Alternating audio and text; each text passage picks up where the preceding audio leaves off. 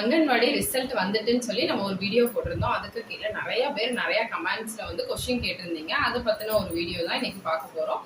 இப்பதான் நம்ம சேனலை புதுசா பாக்குறீங்கன்னா மறக்காம சப்ஸ்கிரைப் பண்ணிக்கோங்க.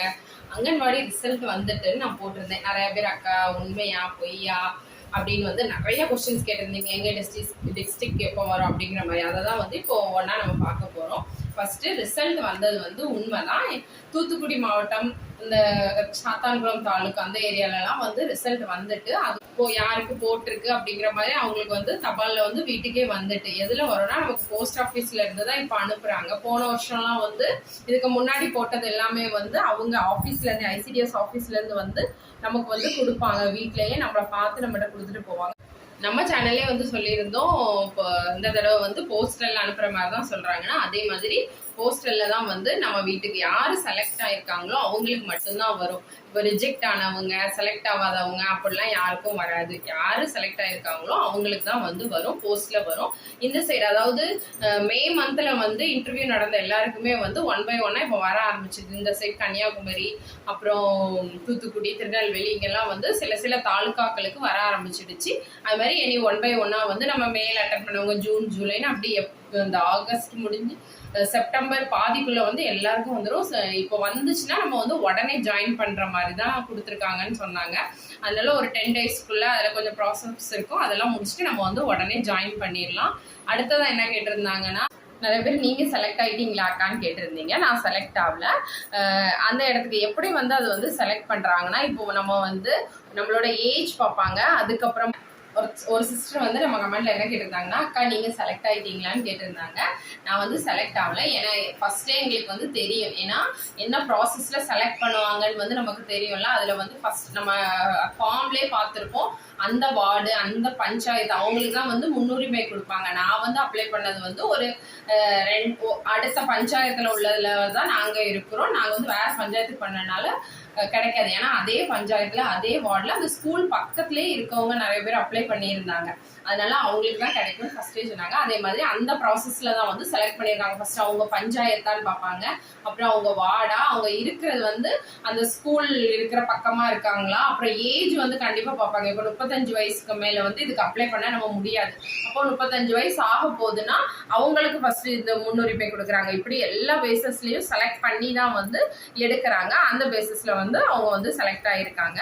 இப்படிதான் வந்து செலக்ட் ஆகுறதுனால தான் நமக்கு வந்து இதுவுமே வந்து கொஞ்சம் லேட் ஆயிருக்கு. ஏன்னா நிறைய பேர் வந்து அப்ளை பண்ணனால இந்த இதெல்லாம் ஷார்ட் லிஸ்ட் பண்ணி இப்போ வந்து 1 by 1 ஒவ்வொரு மாவட்டத்துக்கா வந்து போட ஆரம்பிச்சுட்டாங்க. ஒவ்வொரு மாவட்டத்திலயும் ஒவ்வொரு தாலுக்கும் வர ஆரம்பிச்சிருச்சு.